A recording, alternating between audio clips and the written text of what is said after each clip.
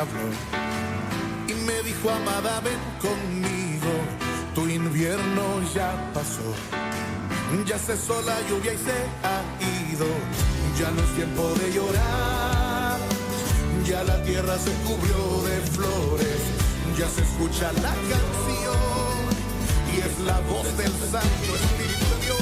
Y hoy la novia dice: amado, ven, ya la vi dio fragancia.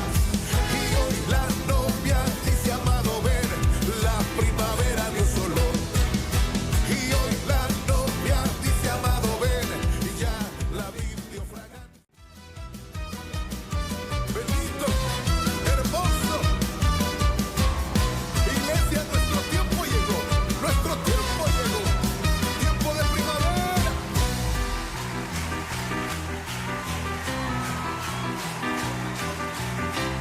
Mi amado me habló y me dijo: amada, ven conmigo, tu invierno ya pasó, ya cesó la lluvia y se ha ido, ya no es tiempo de llorar, ya la tierra se cubrió de flores, ya se escucha la canción y es la voz del Santo Espíritu de Dios.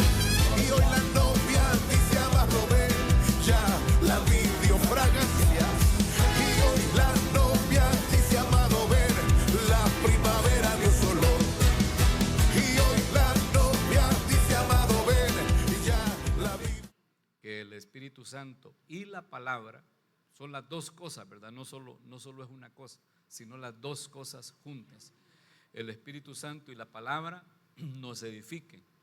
Que sea el Espíritu Santo trayendo siempre la revelación a nuestra vida, para que al volverse la palabra rema en nosotros, acuérdense que la palabra rema es la palabra activa dentro de nosotros, la palabra poderosa, eso pueda actuar en nuestro ser integral y ser transformados. O sea, no nos quedemos solo con el logos, pues. El logos, acuérdense que en griego palabra se dice logos y se dice rema en el griego, pero logos sabemos que es la palabra escrita, es la que usted tiene ahí en su Biblia, ya sea de papel o electrónica. Esa es la palabra logos, la que nosotros leemos cada vez que abrimos la Biblia. Pero la palabra rema es aquella palabra que se activa por el Espíritu Santo en nosotros, porque hay entendimiento de ella, porque la recibimos en el corazón al entenderla y entonces la ponemos por obra. Y eso es lo que trae una transformación interna en nosotros. O sea, la transformación que se tiene que dar en nuestro ser integral no es una terapia psicológica, no es una terapia como la de Alcohólicos Anónimos o Narcóticos Anónimos, o la que le da el psicólogo a aquel que es muy bravo o está deprimido. No es así, porque aquello lo que hace es llevarlo a una predisposición para que uno vaya cambiando como de conducta y de actitud, ¿verdad? Pero en cuanto a la palabra de Dios, no es así. La palabra de Dios es poderosa. Dentro de nosotros se vuelve una espada de doble filo. Es poderosa, dice la Biblia que es útil para enseñar, para instruir, para redarguir en la justicia del Señor, ¿verdad? La palabra. Pero eso es cuando se hace rema porque nosotros la recibimos como tal. Y no nos quedamos con el logos, sino que buscamos el rema de Dios en nuestra vida. Y eso es lo que tenemos que buscar en este momento, pues. O sea, lo que le estoy diciendo es que el momento de la predicación no es un punto más del programa del culto, sino que es el momento en el que nuestra vida es edificada por la preciosa palabra. Y ahí pues no importa de quién venga, porque sabemos que la fuente es el Espíritu Santo. Y ahí quien la exponga puede ser su servidor, puede ser el apóstol o algún otro hermano delegado en la congregación. Y eso no quiere decir que no es palabra de Dios porque no le predicó el apóstol, no le predicó el pastor, ¿va? Como algunos de repente menosprecian y no se dan cuenta que al final lo que se hace es menospreciar al Señor y menospreciar su palabra, porque cuando Él quiere hablarnos hasta la burra Balaán usa, ¿va? para hablarnos a nosotros. Es decir, si yo le digo en la oración, en el momento que alguien va a predicar y estoy ahí sentadito y le digo: Señor, por favor, háblale a mi espíritu, habla a mi vida, edifícame, por favor. Y yo le aseguro que Pase quien pase, el Señor me va a hablar. Amén. Pero bueno, no es el tema, no estoy predicando todavía, ¿va? El tema es ese, mire, la profanación del templo. Y digamos que es continuación, este tema es continuación de un tema más amplio que hemos estado platicando semanas atrás, cuando estuvimos hablando, ¿se acuerda?, de la evolución a templo. Estuvimos hablando de cómo evolucionar de tabernáculo a templo. Yo creo que tengo por aquí una pequeña gráfica o esquema, no sé qué será que le puse, creo que por aquí está. De cómo la Biblia dice que necesitamos evolucionar nosotros de tabernáculo a templo. Yo le decía que comenzamos siendo un tabernáculo sencillo y un poquito inestable, porque el tabernáculo era una tienda de acampar que no tenía fundamentos firmes y que era portable, y eso habla de un templo no permanente. Así creo yo que comenzamos nuestra caminata espiritual, donde somos templo de Dios porque ahí habita el Señor, pero necesitamos evolucionar, según 2 Corintios 5:1. Y luego en 1 Pedro capítulo 2 verso 5 dice que necesitamos ser edificados como casa espiritual. Amén. Y luego en 1 Corintios capítulo 3 verso 16, el apóstol Pablo dice que no ignoremos que somos templo y morada del Espíritu Santo. Pero ya no dice que seamos tabernáculo o que somos casa, sino que dice que somos templo de Dios, templo del Espíritu. Y obviamente entre esas tres casas que yo le he puesto ahí hay una diferencia. Algunos incluyen edificio, porque también aparece en la Biblia el que necesitamos ser edificio de Dios. Pero yo no lo incluí en esta transición que necesitamos vivir, porque mi óptica, esa es la mía, pues acuérdese que la Biblia tiene por lo menos 7 planos o 7 ópticas, pero mi óptica del edificio es la iglesia en sí.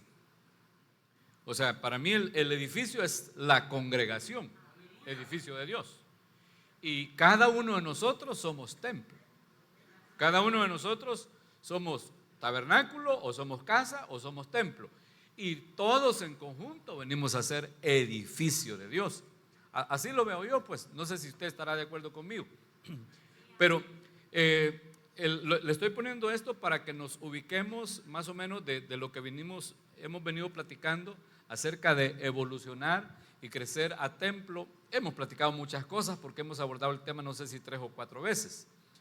Por eso es que ahora ya no le llamé el tema la evolución a templo, porque ya hablamos ampliamente de cómo evolucionar a templo y cuál es la forma de llegar a ser templo de Dios. Dijimos que tenemos que ser edificados y que para ser edificados tenemos que dejar de andar peleando, porque así le dijo el Señor a David, que él no podía edificarle casa porque era un hombre sanguinario, sino que el edificador de su casa le dijo que iba a ser Salomón, y Salomón significa pacificador.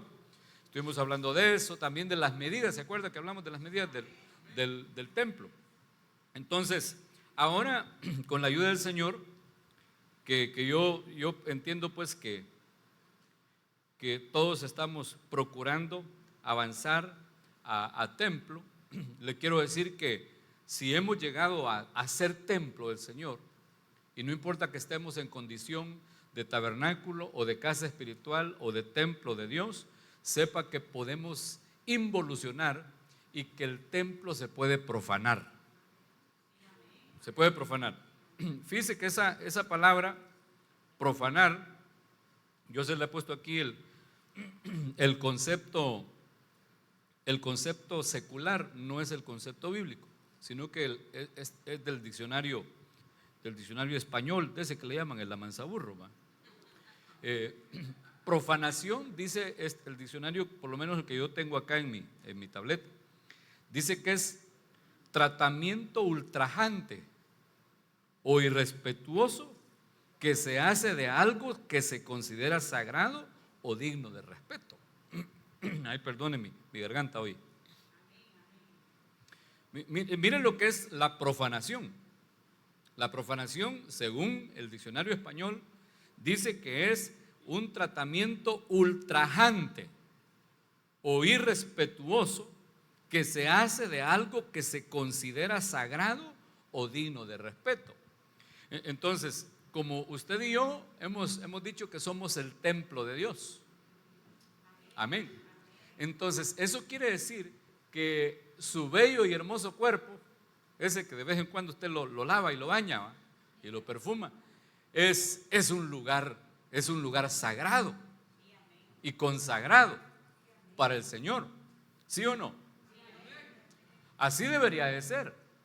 Entonces, al ser un lugar, este cuerpo, pues, al ser un lugar consagrado para el Señor, se vuelve definitivamente un lugar sagrado y un lugar de respeto,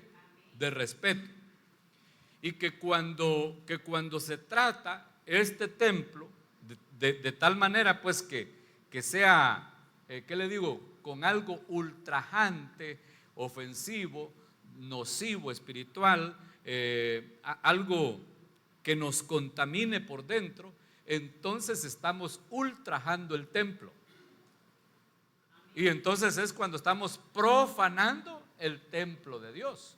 O sea, aquel lugar sagrado se profanó. ¿Por qué? Porque se volvió algo a lo que se le faltó el respeto, pues. Se le quitó la gloria que tenía. Entonces, la Biblia nos deja ver algunas cosas que yo se las quiero mostrar con la ayuda del Señor.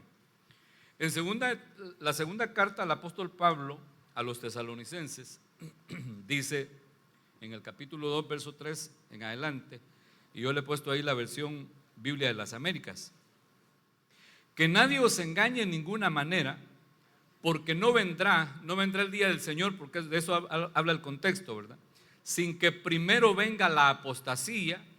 La apostasía es devolver la fe, es negar la fe. Y esta profecía del apóstol Pablo es para el final de los tiempos, este tiempo que usted y yo estamos viviendo. Dice que el Señor y el día del Señor no vendrá sin que antes venga la apostasía y sea revelado el hombre de pecado. Mire cómo le llama al anticristo: el hombre de pecado, el hijo de perdición. Ahora, ¿cómo es ese tipo que se va a revelar y que sabemos que va a gobernar el mundo desde el pueblo de Israel? O sea, va a gobernar el pueblo de Israel y va a gobernar las naciones, el anticristo. Dice que se opone y se exalta sobre todo lo que se llama Dios o es objeto de culto, de manera que se sienta en el templo de Dios presentándose como si fuera Dios. Ese fulano, o sea, el anticristo, si lo miramos primeramente este pasaje, ¿verdad?, en lo escatológico, usted sabe que el anticristo va a ser un gobernante al que se le va a entregar el poder de todas las naciones. Así lo explica la palabra de Dios.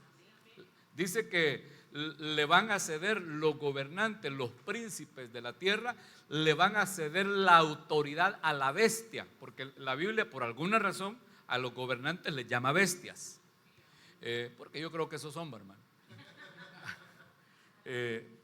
Bueno, dicen que aquel presidente que se dormía que nosotros tuvimos no era 666 sino que 333,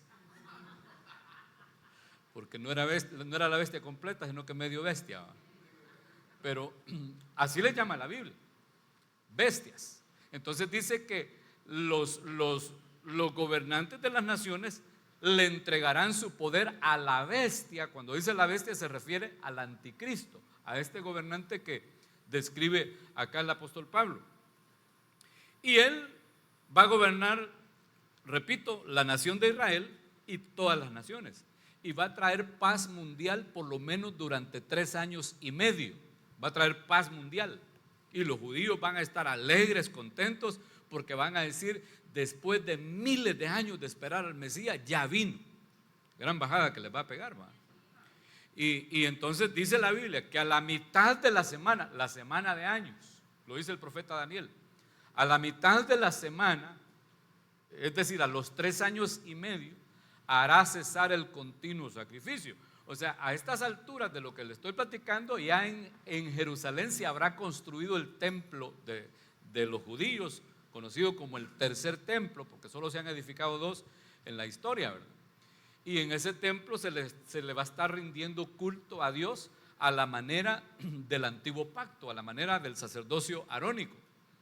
Y entonces dice la Biblia que a la mitad de la semana Él hará cesar el sacrificio continuo, la ofrenda continua, que consiste en presentar todas las mañanas y todas las tardes incienso quemado delante del Señor, también todas las mañanas y todas las tardes un cordero presentado en holocausto delante del Señor, y la ofrenda de oblación, ¿verdad? No ovulación, sino que la ofrenda del cereal, pues oblación, algo así se dice.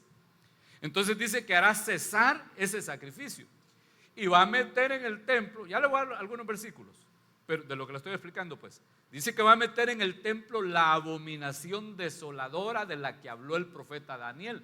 Ese va a ser un ídolo despreciable, que lo van a meter en el templo de Dios, y de esa manera van a profanar el templo, porque el espíritu del anticristo es, como dice en el verso 4, dice que se opone y se exalta sobre todo lo que se llama Dios o es objeto de culto. Entonces, todo aquel que anda de opuesto a las cosas sagradas y dedicadas a Dios, sepa que es un anticristo. Y ese es el espíritu del anticristo.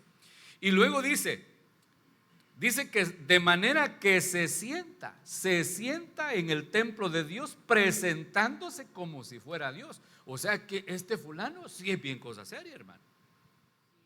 O sea, literalmente un hijo del diablo. Literalmente, acuérdese que es el anticristo, es la antítesis de Cristo. Y Cristo es el Hijo de Dios, puesto como un esperma divino en el vientre de una mujer llamada María. Ese es Cristo. Entonces el anticristo es la antítesis. Entonces, si Cristo es el esperma del Padre, de Dios el Padre, el anticristo es el esperma del puro diablo. Cualquier parecido, tenga cuidado. Renunciamos, hermano, en el nombre de Jesús. O sea, es el puro diablo, definitivamente. Es un hijo del diablo. Acuérdese que allá en ¿dónde es? En Isaías, ¿verdad? Donde dice la Biblia, ¿cómo caíste del cielo, oh lucero de la mañana? Está hablando del papá del anticristo, del Luzbel, el diablo. Y dice, cortado fuiste por tierra, tú que debilitabas a las naciones. Pero tú decías en tu corazón, subiré a lo alto, por encima de las estrellas, estableceré mi trono a los lados del norte y seré semejante al Altísimo. Nada más eso quería el diablo, mi hermano. Entonces, él siempre anda buscando que lo adoren, siempre anda buscando adulación. Así es de que si alguno de ustedes o de nosotros anda siempre buscando adulación, se parece al diablo. Porque la alabanza tiene que ser para Dios, hermano, completamente. Y si en algún momento alguien nos adula, no digamos reprendo, rechazo, sino que diga gloria a Dios sea la gloria, porque Él es el único digno y merecedor de toda gloria. Eso digamos.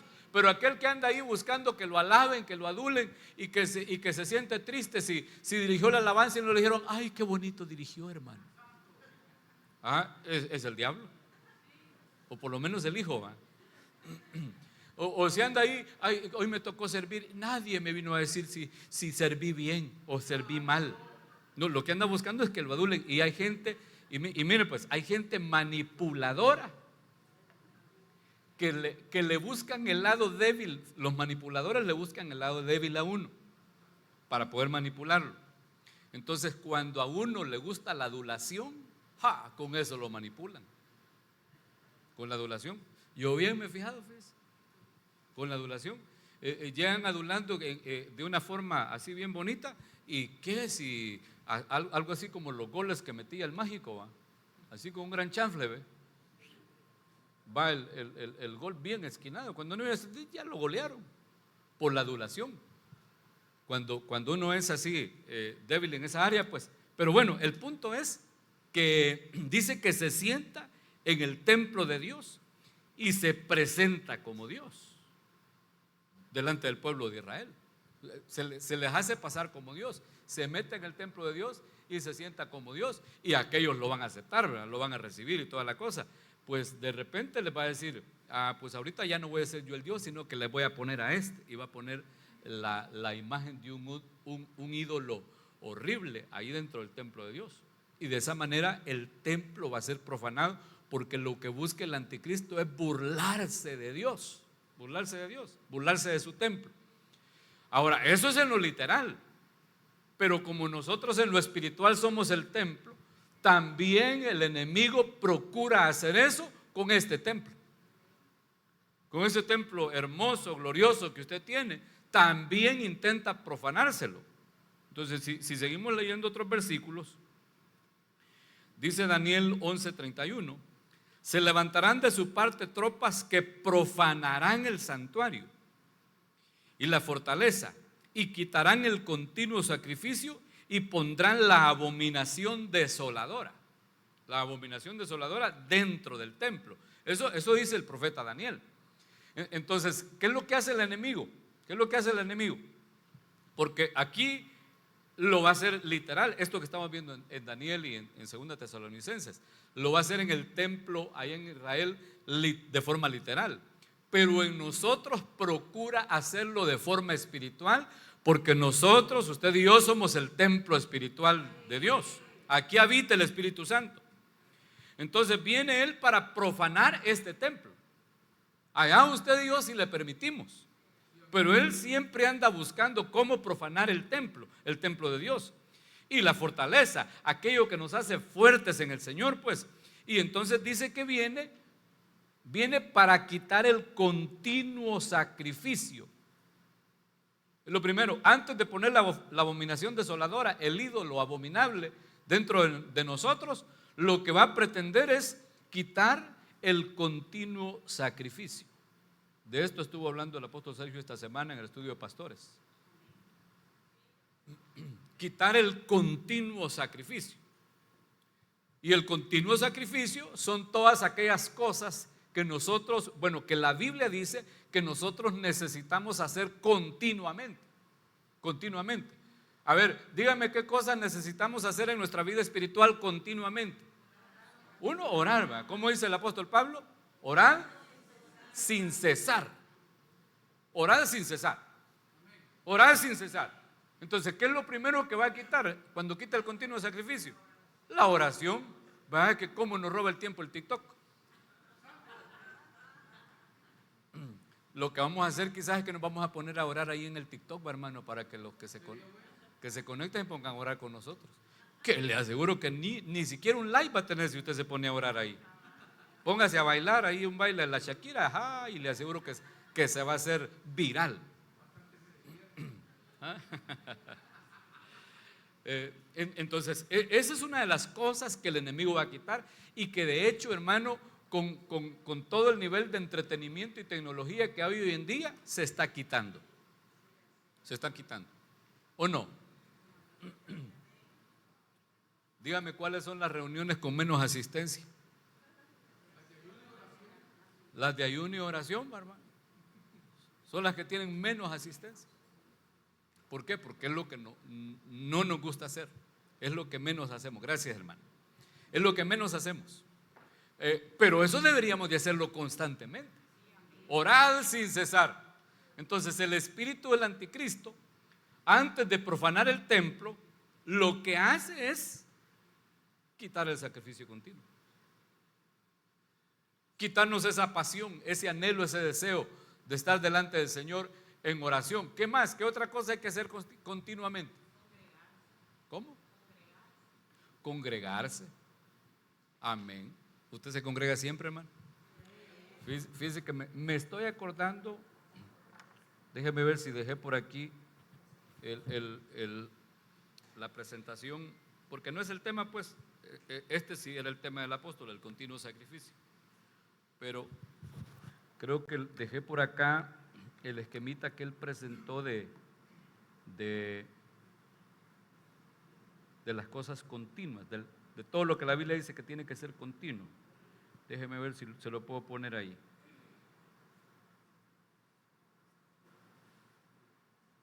Ya llegó, ya llegó, ya llegó. ¿Lo mira? Ok. Este fue el esquemita que puso el apóstol Sergio, hablando de las cosas continuas, que es lo que el enemigo viene a quitarnos antes de profanar el templo. Nos viene a quitar la santidad. Aquí creo que no le puedo señalar con el lápiz. Una de las cosas que viene a quitar es la santidad, que tiene que ser continua, porque la Biblia dice que en todo tiempo sean blancos vuestros vestidos, en todo tiempo que sean blancos vuestros vestidos, y que no falte ungüento sobre tu cabeza. La oración, que también tiene que ser continua. La palabra, que necesitamos también recibirla de forma continua. Usted no puede recibir palabras solo los domingos o solo los días de culto, porque la necesitamos todos los días. El servicio, que tiene que ser continuo, no solo cuando tiene ganas o cuando no se ha peleado con algún hermano.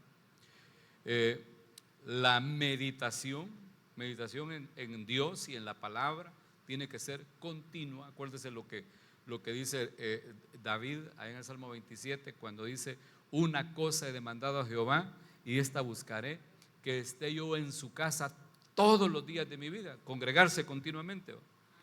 Y luego dice qué es lo que quiere hacer todos los días que se congregue: para contemplar la hermosura de su santidad. Y luego dice: para inquirir en su templo. Inquirir es indagar, es meditar, es preguntar. Entonces la meditación tiene que ser continua. El temor de Dios, o el temor a Dios, tiene que ser continuo. La alabanza también tiene que ser continua. La esperanza que usted y yo tenemos debe ser continua, porque usted no puede perder la esperanza. La enseñanza apostólica también tiene que ser continua, la necesitamos todos los días. Las buenas obras también es algo que tiene que ser diario, continuo. La gratitud también tiene que ser continua. La ofrenda que presentamos delante de Dios también tiene que ser continua. Amén. Entonces, el enemigo, cuando profana el templo, viene, y como él lo que busca es robarle el culto a Dios. Así como lo quiso hacer allá en los cielos, de robarle a Dios el culto y ocupar el lugar del Altísimo, así sigue haciéndolo hasta el día de hoy. Que el Señor lo reprenda. Cuando viene para profanar el templo, lo primero que hace es quitarnos el continuo sacrificio, para que vivamos un evangelio de nombre nada más, hermano. Ni siquiera de apariencia, sino de nombre. Nada más de nombre. Sí, yo soy cristiano. ¿Y dónde se congrega? Ahí en Ebenezer. Somos cardíacos, dice usted, y de cardíaco no tiene nada, ¿va? Que así dicen que los de Ebenezer somos cardíacos, ¿va? Tal vez cardíaco porque le anda parando el corazón, ¿va? Pero no cardíaco espiritual. Y decimos que somos de Cristo, y decimos ese dicho de los hondureños: va, soy de Cristo. Pero realmente no nos damos cuenta que el enemigo ya robó, ya hurtó el sacrificio continuo, ya robó la ofrenda continua, ya nos quitó ese culto continuo que necesitamos presentarle a nuestro Dios en la profanación del templo. Entonces, si volvemos aquí a mi presentación, dice que después de quitar el sacrificio continuo, esto es lo que hemos estado hablando. Mire, quitarán el sacrificio continuo. Lo siguiente es lo que está subrayado con azulito: y profanarán y pondrán, la abominación desoladora dentro del templo. Pondrán la abominación desoladora dentro del templo. O sea, es un proceso, pues, es un proceso. Primero le vulneran con las tropas. Hablando espiritualmente, son jaulías de demonios, ¿verdad? Potestades que nos asedian constantemente, y que de repente uno no está consciente de eso y no pelea la buena batalla. Entonces nos asedian, y lo primero que hacen es derribar la fortaleza. ¿Qué es lo que lo hace fuerte a usted espiritualmente? La Biblia dice que el gozo del Señor es nuestra fortaleza. También dice que el temor de Dios es un escudo para nosotros. Entonces lo que hace es vulnerar esa fortaleza, robarnos el gozo, hacernos perder el temor de Dios, para que aperturemos nosotros la muralla y que pueda entrar, y entonces viene y quita el sacrificio continuo, nos roba esa pasión por ministrar al Señor, por adorar al Señor, por servirle a Dios. Y lo siguiente es que va a instalar adentro del templo la abominación desoladora. Eso es lo siguiente. ¿Y qué es la abominación desoladora? Miremoslo en otra versión. Mire cómo lo dice esta traducción. Es el mismo versículo, pero esta es la Biblia de nuestro pueblo. Dice que algunos destacamentos suyos se presentarán a profanar el santuario y la fortaleza, abolirán el sacrificio cotidiano e instalarán un ídolo abominable. Dice que instalarán dentro del templo un ídolo abominable. O sea, la abominación desoladora es un ídolo abominable. La Biblia en lenguaje sencillo dice: sus soldados no respetarán el templo. Ya le dije que espiritualmente esos soldados son demonios. No respetarán el templo, ni la ciudad amurallada. No permitirán que se presente la ofrenda de todos los días. O sea, cuando alguien deja de ofrendar, es porque el enemigo ya lo sitió, ya lo cercó y ya le profanó el templo. Y más, si es de estos que empiezan a poner ahí en las redes cosas en contra de las ofrendas y de los diezmos y el servicio y todo eso en la obra de Dios, sepa que ya no solo le fue profanado el templo, sino que lo convirtieron en un anticristo. Entonces dice que no permitirán que se presente la ofrenda de todos los días, y en su lugar ofrecerán algo asqueroso en vez de la ofrenda que se presenta todos los días. Fíjense que esta profecía ya se cumplió en parte, ¿verdad? Acuérdense que las profecías bíblicas tienen varias facetas de cumplimiento, por lo menos dos. Se cumplen a corto plazo, a mediano plazo y también a largo plazo, las profecías bíblicas. Y esta profecía literalmente ya se cumplió en parte una vez cuando un general que conquistó Jerusalén sacrificó un cerdo en el altar de bronce, en el altar del sacrificio. O sea, ofreció algo asqueroso. Acuérdense que para los judíos pues es un animal inmundo. Yo sé que ustedes lo disfrutan, los chicharrones, ¿va? Pero para ellos es un animal inmundo. Usted alegre hubiera estado a que pusieran el cerdo ahí en el altar. Ya vamos a comer chicharrones. Pero los judíos no, para ellos es un animal inmundo. Es un animal asqueroso. No lo comen hasta el día de hoy, a menos que sea algún judío salvadoreño, ¿va? Y yo le digo que ni aún así. Pero ya pasó una vez y va a suceder en la semana 70 de Daniel, después del arrebatamiento de la iglesia, literalmente.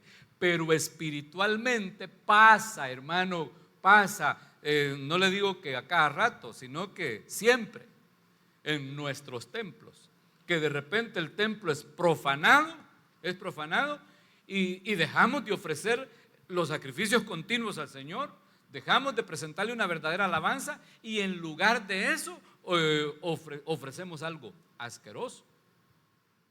Mire, este versículo se presta como para que platicáramos de las ofrendas contaminadas, de las ofrendas inmundas, pues, que se podrían presentar en el altar del Señor. Una ofrenda contaminada tal vez con humanismo. ¿Por qué? Porque ya no hacemos las cosas de acuerdo a lo que la Biblia dice, sino de acuerdo a lo que nosotros pensamos, o como la gente dice, o como lo hemos oído tal vez en las redes. Y eso no puede ser así. Nosotros necesitamos hacer las cosas de acuerdo a lo que la Biblia dice, no de acuerdo a lo que a mí se me ocurre, sino como la Biblia dice. Y mire, y si David cometió errores de ese tipo, ya se imagina usted y yo. ¿No se acuerda cuando David trasladaba el arca hacia Jerusalén? La primera vez que lo hizo, que tuvieron un incidente en el camino y que murió un hombre llamado Usa. ¿Sí se acuerda? ¿Cómo lo hizo? ¿Cómo la llevaba? En una carreta, en un carro nuevo tirado por bueyes. ¿Y por qué lo hizo así?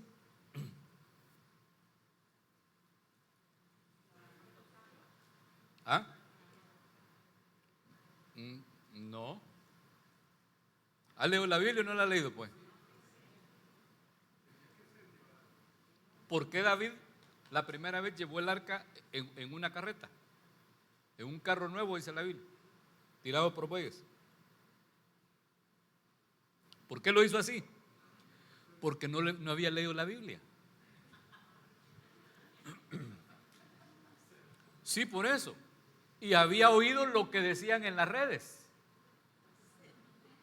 Había visto en el TikTok, el rey David, había visto en el Facebook, dice mi amigo, había visto que cuando el arca se la robaron los filisteos, cuando la devolvieron en un carro nuevo tirado por vacas.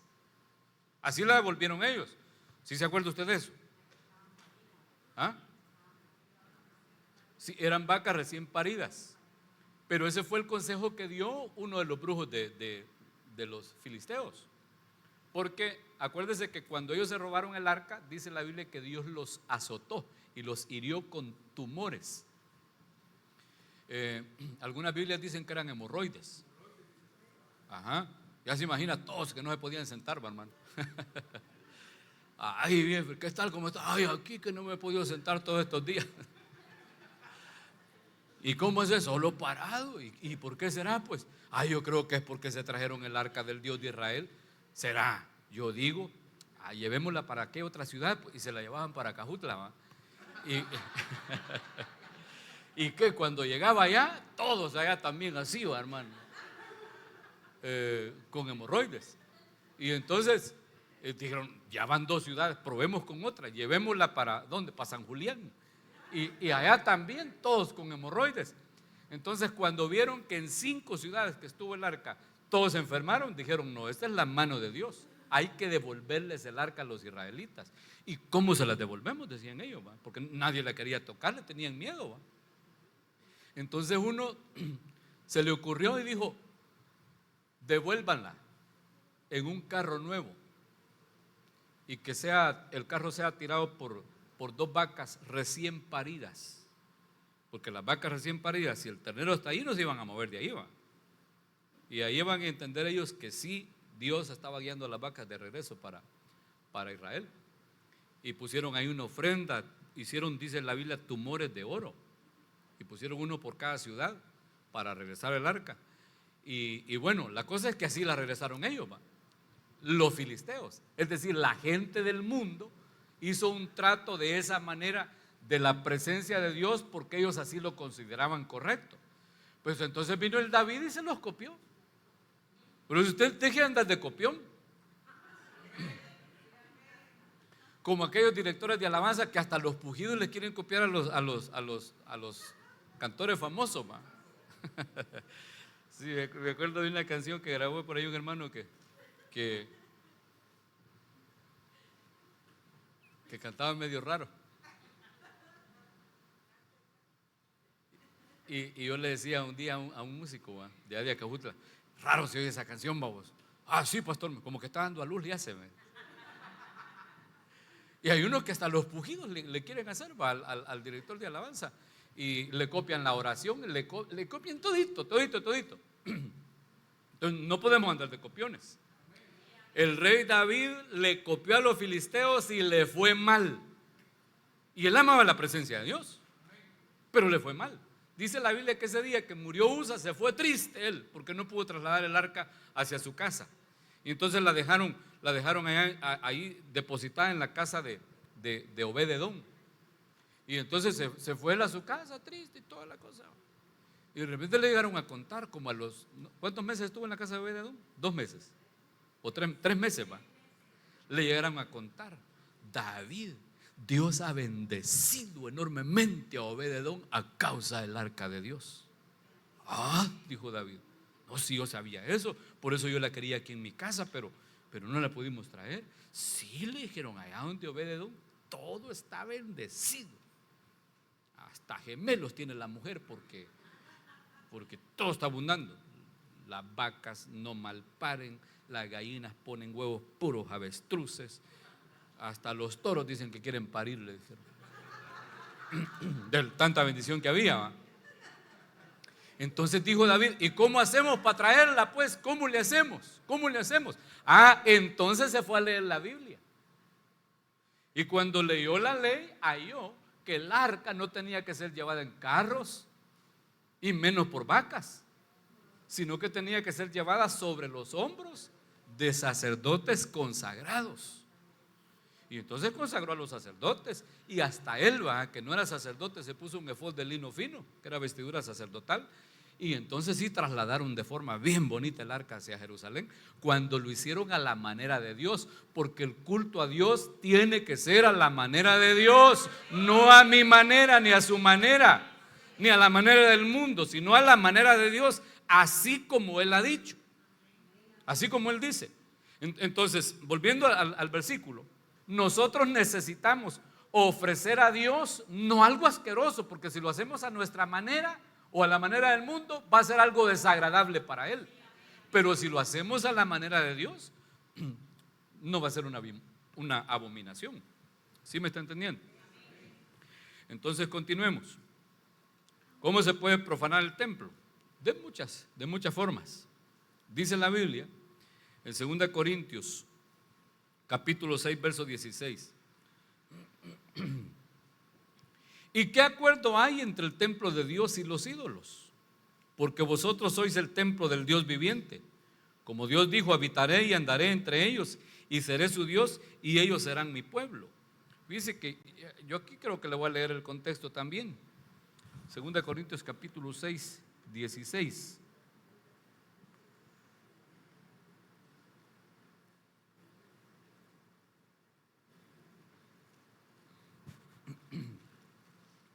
Mire, si leemos desde el verso 14, esta Biblia que yo tengo acá es la versión Reina Valera 60.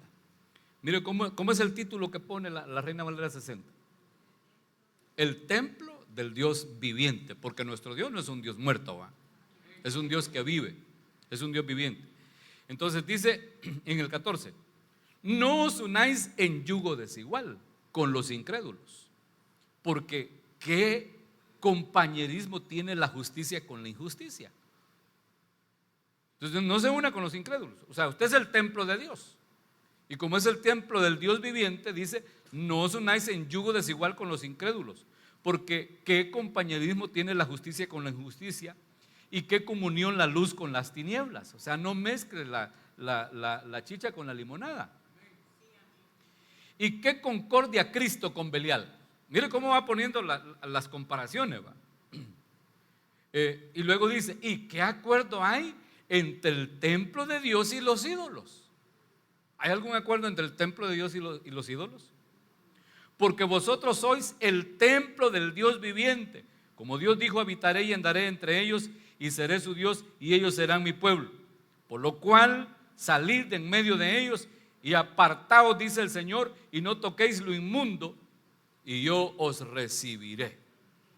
O sea, no me contaminen el templo, está diciendo el Señor, no me contaminen el templo, por favor, no me contaminen el templo. Eso es lo que está diciendo.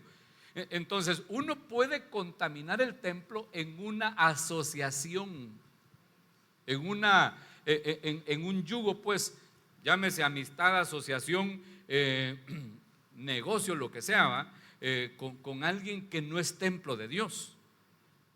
Tampoco le estoy diciendo que no le venda, si usted tiene negocio, a los que no son creyentes. No estamos hablando de eso, sino que estamos hablando de forma espiritual. Pero si somos templo de Dios, en el 14 dice, no se unan en yugo desigual. ¿Por qué? Porque la Biblia también dice, andarán dos juntos si no estuvieran de acuerdo. Y en este sentido, ahí entra el matrimonio, pero entran también otras cosas, no solo el matrimonio. Y alguien puede decir, cuando es templo de Dios, es cristiano y toda la cosa, le sirve a Dios, pero anda con una su novia o un su novio, digo si es una señorita, pues, incrédulo o incrédula. Yo he oído que dicen, es que yo voy a ganar la almita para Cristo y la carnita para mí. ¿No será al revés la cosa? ¿No será que te van a ganar la almita para el infierno ¿verdad? Y la carnita para él o para ella? Yo me acuerdo de de un fulano, me acuerdo de algunos, pero le testifico solo de uno. Me acuerdo de uno que me platicó que tenía una novia y que se iba a casar. Ah, qué bueno, le dije yo. ¿Y quién es? La conozco. ¿Viene a la iglesia? No, me dijo. Ah, ¿va a otra iglesia? Sí, me dijo. Ah, vaya, qué bueno, por lo menos le sirve a Dios. Sí, pero es que va a la católica, me dijo. Ah, tené cuidado, le dije yo. Tené cuidado. Sí, me dijo. La voy a convencer. La voy a convencer. Ahorita voy con ella de vez en cuando, me dijo, para acompañarla, para que luego ella me acompañe a la iglesia. Nunca lo acompañó ella a la iglesia. Él a ella sí. Él a ella sí. Pero ella a él nunca lo acompañó. Entonces, el yugo desigual, hermano, que se da en varios sentidos, pero sobre todo con los incrédulos, no podemos nosotros permitirlo. ¿Por qué? Porque ya está ese versículo que nos está hablando claramente diciéndonos que no nos unamos. Y uno no se la puede llevar de campeón, como ese que le digo, que me dijo que la iba a conquistar para el Señor, ¿va? No se la puede llevar de campeón porque no sabe cómo va a salir. Si la Biblia nos está advirtiendo, por algo es. No os unáis en yugo desigual con los incrédulos. Hasta tú eres creyente, ten cuidado con el que no es creyente porque te puede convencer. Porque ¿qué compañerismo tiene la justicia con la injusticia? O sea, si usted practica la justicia de Dios, ¿cómo se va a asociar con alguien que no la practica? Y que al contrario, pues es injusto en cuanto a la justicia divina. ¿Y qué comunión tiene la luz con las tinieblas? Si usted, templo de Dios, anda en la luz, ¿por qué va a andar con otro que anda en tinieblas? Y luego dice, ¿y qué concordia Cristo con Belial? O sea, ¿qué comunión tiene el Señor con el diablo? El Belial es el diablo, a que el Señor lo reprenda. No tienen ninguna comunión. Entonces, ¿por qué yo voy a andar buscando la comunión con el tal Belial? Que el Señor reprenda, ¿va? ¿O qué parte tiene el creyente con el incrédulo? ¿Quién me habló por ahí? ¿Sí, hermano? Ahí está peor la cosa. Sí, porque el ecumenismo viene a ser como una especie de contaminación doctrinal en la que quitamos el celo por lo que la palabra de Dios dice y por la doctrina de Dios, y nos volvemos condescendientes con aquellos que no caminan de acuerdo a la palabra de Dios, pero que creen en Dios. Y entonces decimos, es que Dios es amor, entonces nos vamos a llevar bien entre testigos de Jehová, mormones y evangélicos y ¿qué más? Católicos, ¿qué más? Otros que profesan seguir a Cristo, judaizantes, mormones, ya dije, los de la fe Bahá'í, que se lo van a bajar, ¿va? Los musulmanes, los adventistas. Bueno, es la unión de las religiones, ¿verdad? El ecumenismo. Ahí estamos, como dijo la Chumpa, peor todavía. Y ahí, claro, nos está diciendo en ese verso 17, salir de en medio de ellos. O sea, necesitamos salir nosotros, darnos cuenta, pues, que el Señor nos cela a nosotros y que nos anhela celosamente. Y que entonces el templo tiene que estar consagrado para Él. No puede estar profanado, porque si tenemos estas situaciones, el templo definitivamente va a estar profanado. Entonces, ¿qué concordia Cristo con Belial? ¿O qué parte el creyente con el incrédulo?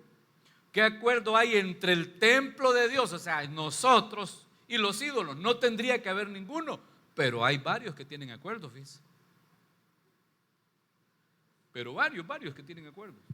Porque vosotros sois el templo del Dios viviente. Como Dios dijo, habitaré y andaré entre ellos y seré su Dios y ellos serán mi pueblo.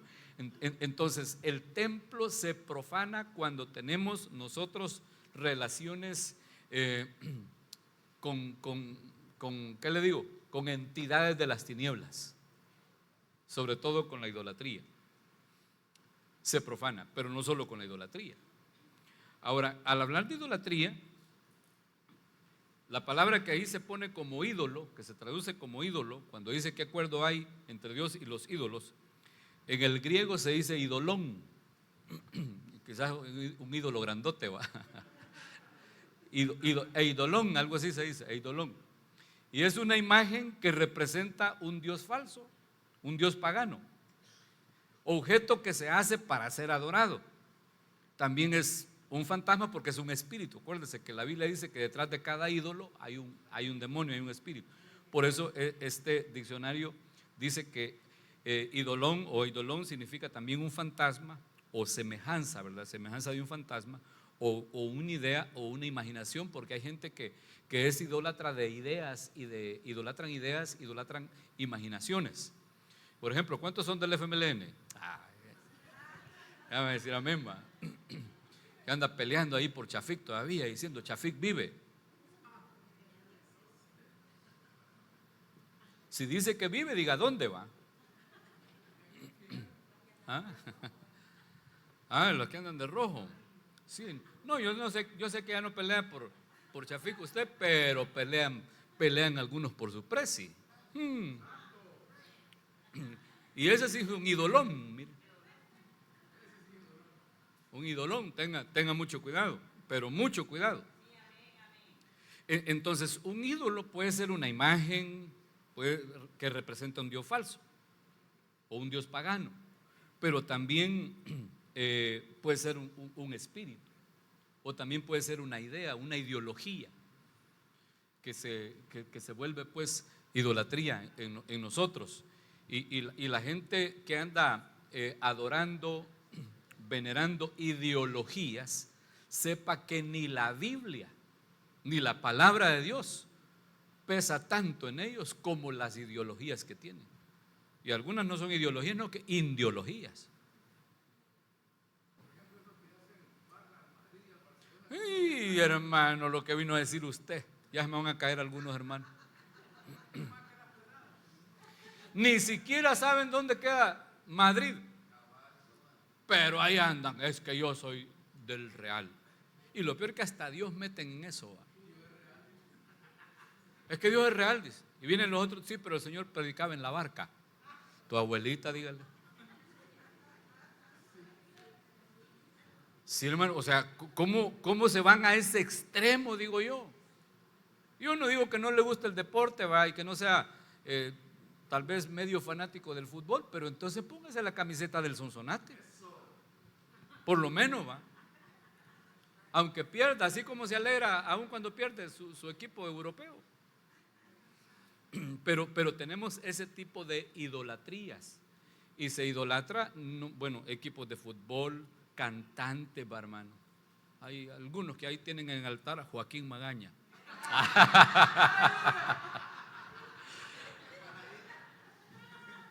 Ni la hermana Adita, va.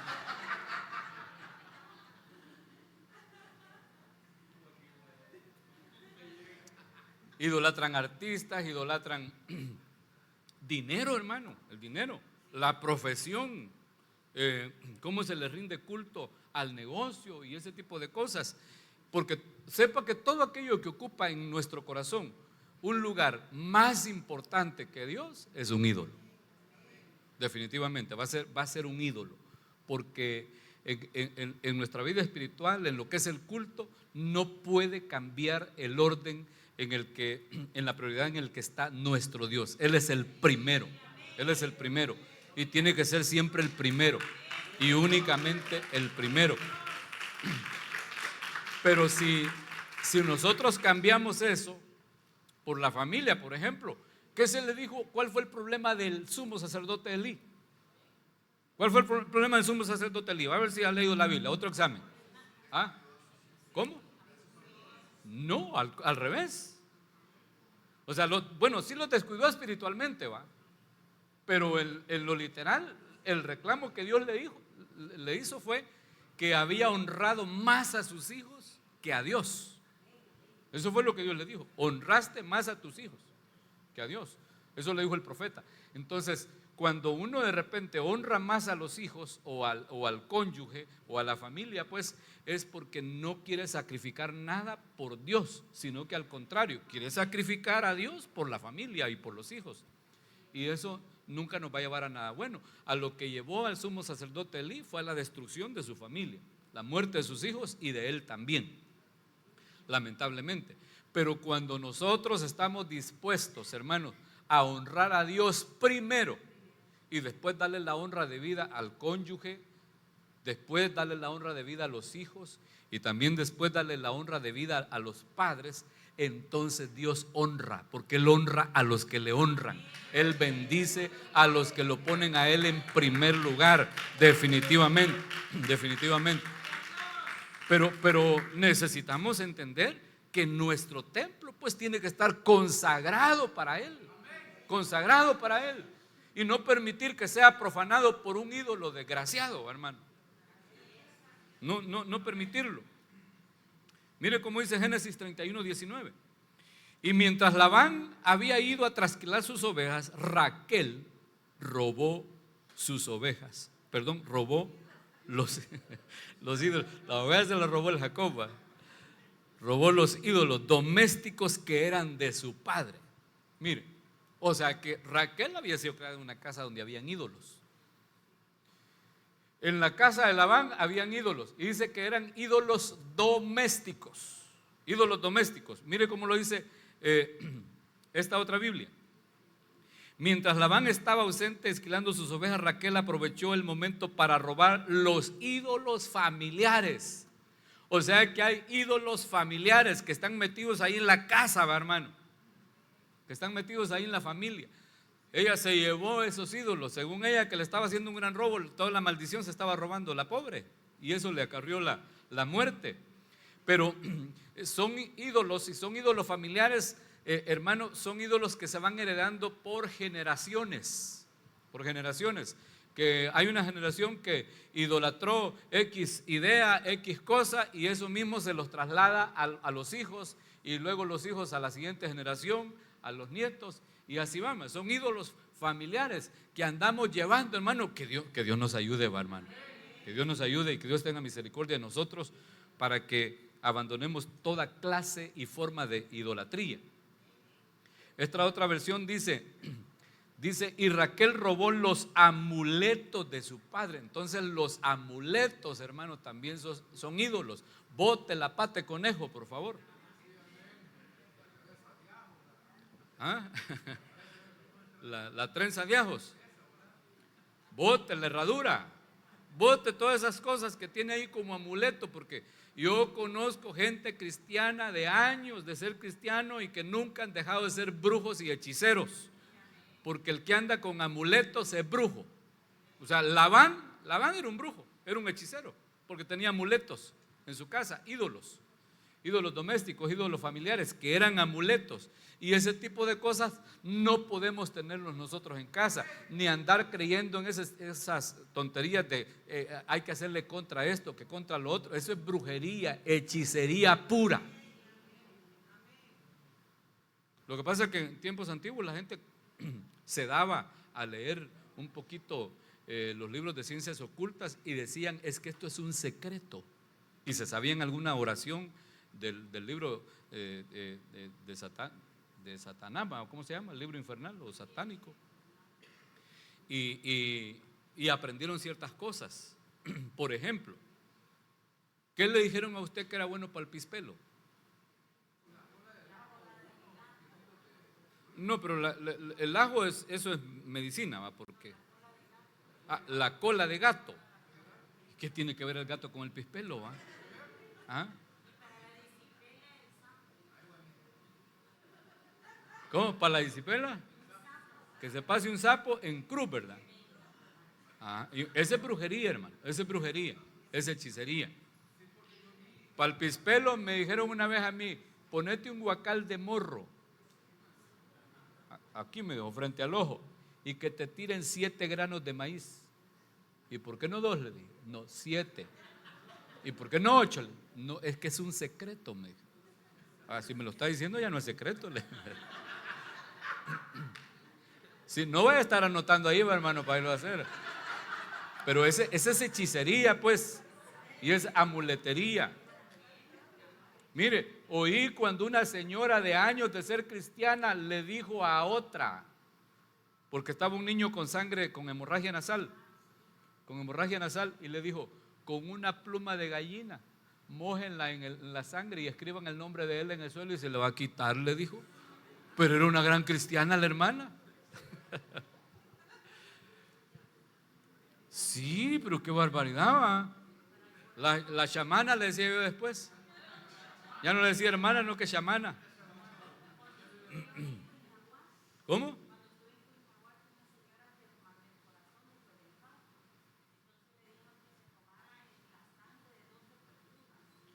La sangre de 12 tortugas. Ay, pobrecita, ¿y cómo camina? Lento. Lento como la tortuga.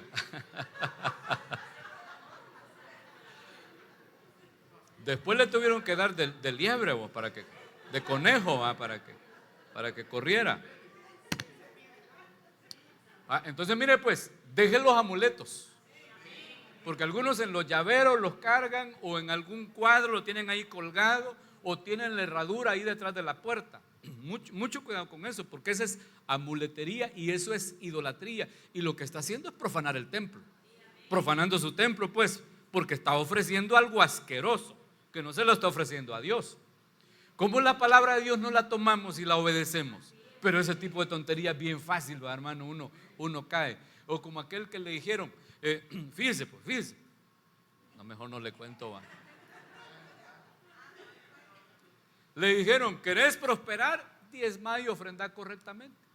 Aquí lo dice la Biblia, le leyeron los versículos. Le estoy hablando de un hermano que se congrega en una iglesia, pero no hizo caso. No, dijo, eso es un impuesto, eso es un asalto con la Biblia, dijo así. Pero le dijeron que la Santa Muerte traía prosperidad económica y puso un altar en la casa.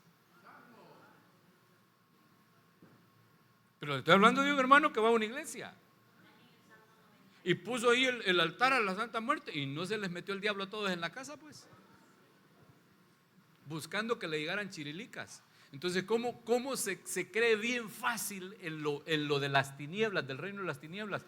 Y en lo del reino de Dios no. En la palabra de Dios, ¿cómo nos cuesta creer que son principios eternos, hermano, infalibles? Porque nuestro Dios no miente y lo que está escrito en la Biblia se cumple porque es palabra de Dios. Y Él es un Dios vivo, Él es el Dios viviente. Y no es un Dios mentiroso, no es un Dios mentiroso. Pero ¿cómo es posible que nos cuesta creer lo que está escrito, pero bien fácil creemos en la amuletería? Y agarramos la Biblia a veces como un amuleto, como dice hermana Juanita, con el Salmo 91 y otros salmos que la gente los agarra como fetiche, ¿verdad? Y que, bueno, hasta la Biblia agarran algunos como fetiche, ¿verdad? Y no puede ser así, no puede ser así. Es que viera que el niño le da miedo en la noche y le dicen, póngale la Biblia abierta en el Salmo 91 debajo de la cama y ahí va a ver que va a dormir bien el niño. Que puede ser que amanezca miada la Biblia, pero que va a pasar algo ahí, no. ¿Por qué? Porque es esa amuletería. Eso es ver la Biblia como un amuleto. La Biblia es palabra de Dios y es viva y eficaz dentro de nosotros. Cuando la recibimos en el corazón, no solo en la mente, sino que en el corazón, ahí se vuelve poderosísima. Pero ahí en el papel no. Entonces, hay gente que se bebe la horchata del Salmo 91, lo queman y se la beben. Bueno, tal vez le sirve para el empacho, ¿va? Por la ceniza. Pero que eso tenga algún poder, no es así. Repito, la Biblia es la palabra de Dios y se vuelve poderosa cuando le permitimos que entre al corazón, cuando la creemos y la recibimos. Entonces es poderosa, pero no la podemos tener como un amuleto. Porque entonces lo que está sucediendo es que estamos profanando el templo de Dios. Mire cómo dice aquí. Si el tiempo ya se me terminó, hermano. Huid de la fornicación. Acuérdense que la palabra fornicación en el griego es porneúo o porneía, y realmente lo que significa es inmoralidad sexual. Es decir, ahí están incluidos todos los pecados de tipo sexual. La fornicación, el adulterio, el lesbianismo, el pipianismo, la masturbación, la pornografía, el sodomismo, todo eso. Entonces, huid de la inmoralidad sexual, así lo vamos a traducir mejor. Cualquier otro pecado que el hombre cometa está fuera del cuerpo, mas el que fornica contra su propio cuerpo peca, pero su cuerpo es el templo del Espíritu. Entonces dice el verso 19: ¿o ignoráis que vuestro cuerpo es el templo del Espíritu Santo, el cual está en vosotros, el cual tenéis de Dios, y que no sois vuestros? Entonces dice: huid de la fornicación, huid de los pecados de inmoralidad sexual. Salga huyendo. ¿Por qué le dicen que huya? Porque si lo enfrenta se va a morir. Esta es una estrategia de batalla, fíjese. Ahí estoy preparando un tema sobre el cristiano como soldado, como lo pone el apóstol Pablo.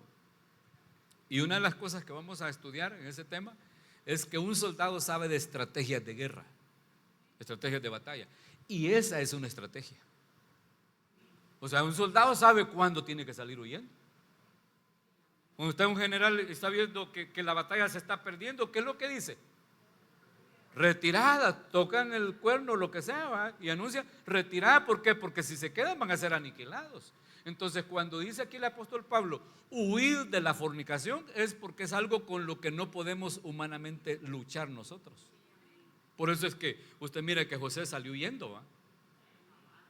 Porque si se queda un ratito más ahí, la historia sería otra. Ya no sería la que conocemos acerca de José. Nadie que enfrente la inmoralidad sexual va a salir victorioso. Tiene que huir, tiene que salir huyendo. Mejor que digan aquí corrió que aquí murió. Mejor que digan fulano gallina o fulana gallina, que digan aquel se quedó a la tribulación o se perdió en el infierno. No profanar el templo, huir de la fornicación. ¿Por qué? Porque el pecado de tipo sexual definitivamente contamina el templo, lo contamina. Aunque no haya contacto, aunque sea de tipo mental, contamina el templo, porque la pornografía no hay contacto, ¿verdad? Y hoy en el cibersexo, ¿cómo le llaman a ese tipo de sexo? Se me olvida la palabra. No me acuerdo cómo es, pero se refieren al sexo cibernético, que los jóvenes de hoy en día lo practican y lo que lo llevan a cabo a través del WhatsApp, a través de las redes, ¿va? A través de las redes. Eso contamina el templo, aunque no haya contacto físico, contamina el templo. Porque así dice aquí, huid de la fornicación. ¿Por qué? Porque nuestro cuerpo es templo del Espíritu. Y en el verso 20 dice: porque habéis sido comprados por precio, glorificad pues a Dios en vuestro cuerpo y en vuestro espíritu, los cuales son de Dios. O sea, que glorifiquemos a Dios en nuestro espíritu, el espíritu humano, pero también en nuestro cuerpo, porque el cuerpo es el templo del Espíritu, pues, hermano. Es el templo del Señor y no podemos nosotros perder eso de vista. Mire, me avanzó demasiado el tiempo. Póngase de pie y dejémoslo hasta ahí. Y ahí vamos a continuar otro día. Y ahí se viene en la tarde, a las 4 comenzamos. Vamos a orar y vamos a pedirle a Dios, hermanos amados, que nos ayude, que sea propicio de nosotros, para que podamos santificar y consagrar siempre el templo a Dios y no permitir que el enemigo lo profane. No lo permitamos. No permitamos que el enemigo nos lleve a faltarle el respeto al templo que se ha dedicado a nuestro Dios, que se contamina con muchas cosas.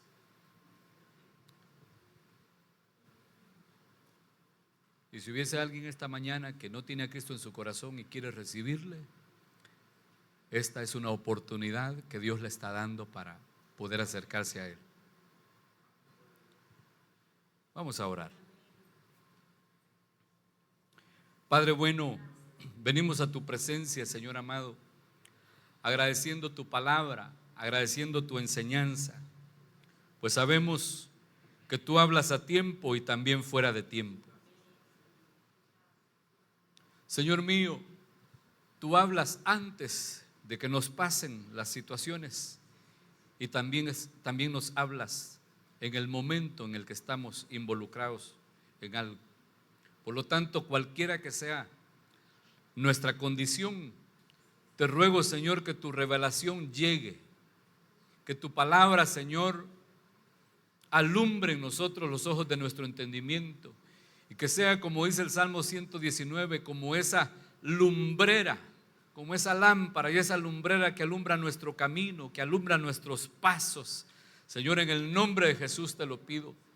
Ayúdanos a llegar al entendimiento en tu palabra de que somos un santo templo dedicado y consagrado para ti, y que necesitamos mantenerlo, Señor, limpio y santo. Señor, por favor, ayúdanos para que podamos mantener el templo libre de toda contaminación, y que la abominación desoladora, la idolatría, Señor, no haya cabida en nosotros, sino que en el altar que está dentro de nuestro corazón únicamente te demos a ti la gloria, la honra, la alabanza por siempre. Señor, en el nombre de Jesús te lo suplico. Te ruego, Señor amado, que selles tu preciosa palabra en nuestras mentes, pero también en nuestros corazones. Que tu palabra, oh Dios, no vuelva vacía. Que tu palabra, oh Dios, cumpla en nosotros tu propósito. Que tu palabra produzca en nosotros el fruto que tú esperas. En el nombre de Jesús te lo suplico. Despide a tu pueblo en paz. Llévanos con bien hasta nuestros hogares. En el nombre de Jesús. Amén, amén y amén. Gloria a Dios. Dele palmas al Rey.